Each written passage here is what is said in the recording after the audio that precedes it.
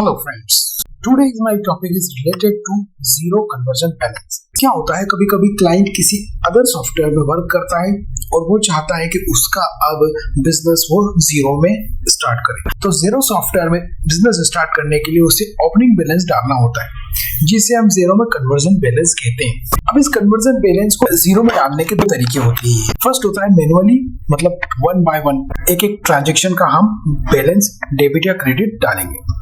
And second होता है import, मतलब हम CSV फाइल को डायरेक्ट इंपोर्ट करके भी कन्वर्जन बैलेंस डाल सकते हैं। मैं आपको इस वीडियो में दोनों तरीके बताऊंगा। तो देखिए, सबसे पहले हमको जीरो में जाना है, जीरो लॉगिन कर लेना है।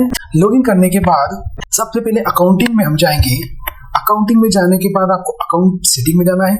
आपको यहाँ दिखेगा कन्वर्जन बैलेंस, क्लिक करेंगे तो ये हमारा जो ऑप्शन है वो है मैनुअल ऑप्शन। कन्वर्जन की डेट डालना होगी, क्लिक करेंगे तो यहाँ पर आपको डेट वो डालना है जिस ईयर का ओपनिंग बैलेंस आप लाना चाहते हैं। जैसे मुझे अगर अकाउंट्स की बुक बनाना है जुलाई 2024 से 2025 के लिए, तो मुझे यहाँ पर जुलाई 2024 करना पड़ेगा।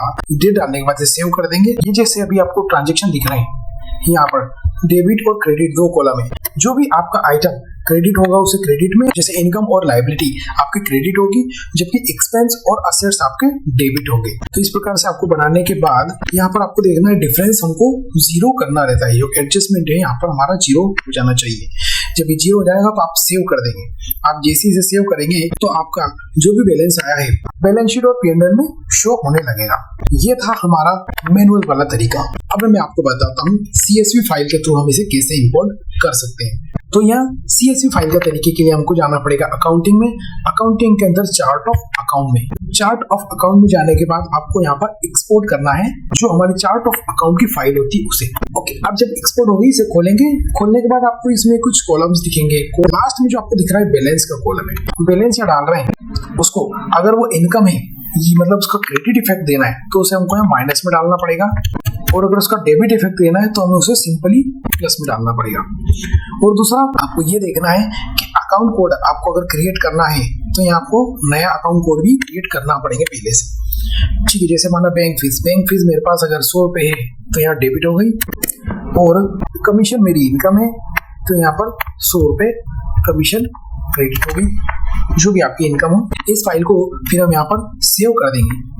सेव करने के बाद हमको इंपोर्ट पर क्लिक करना है। सेव करने के बाद जो एक्सपोर्ट था उसी के पास में इंपोर्ट का बटन है, इंपोर्ट पर क्लिक करेंगे और यहाँ पर हमसे पूछ रहा है does the file you are importing content accounting balance, तो हमको यहाँ पर यस करना है क्योंकि हमको अकाउंटिंग बैलेंस इंपोर्ट कर रहे हैं। तो यहाँ कर देंगे। यहाँ पर जैसे आप यस करेंगे तो ऑटोमेटिक ईयर की डेट ले लेगा। अगर इसमें आपको ईयर की अपडेट करना है तो उसे चेंज भी कर सकते हैं।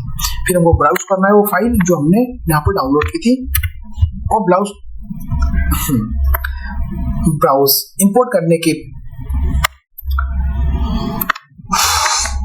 हम यहाँ पर ब्लाउज याद है तुम्हें। फिर हमको ब्राउज मतलब यहाँ पर फाइल अपलोड करेंगे, और अपलोड करने के बाद हम इंपोर्ट पर क्लिक कर देंगे। फाइल हमारी पूरी सक्सेसफुली इंपोर्ट हो जाएगी। तो ये प्रोसेस केवल 5 मिनट की। देखिए यहाँ पर डेबिट और क्रेडिट का बैलेंस दिखा रहा है एडजस्टमेंट जीरो। ठीक, एडजस्टमेंट जीरो होना जरूरी है। एडजस्टमेंट मतलब अगर डेबिट और क्रेडिट इक्वल नहीं होंगे तो यहाँ एडजस्टमेंट में बैलेंस आएगा, तो आपकी बैलेंस शीट इक्वलाइज नहीं हो पाएगी, और कंफर्म पर क्लिक कर देंगे। इस प्रकार करने के बाद जब आप बैलेंस शीट और P&L में देखेंगे तो आपके बैलेंस आ जाएंगे। तो ये CSV एक शॉर्ट तरीका था ओपनिंग बैलेंस या जीरो कन्वर्जन बैलेंस इंपोर्ट करने का। आई होप आपको वीडियो अच्छी लगी होगी। वीडियो अच्छी लगी हो तो लाइक और सब्सक्राइब करें, और आप कमेंट करके पूछ भी सकते हैं आपको जीरो से रिलेटेड कुछ और क्वेरीज हो तो। Thank you.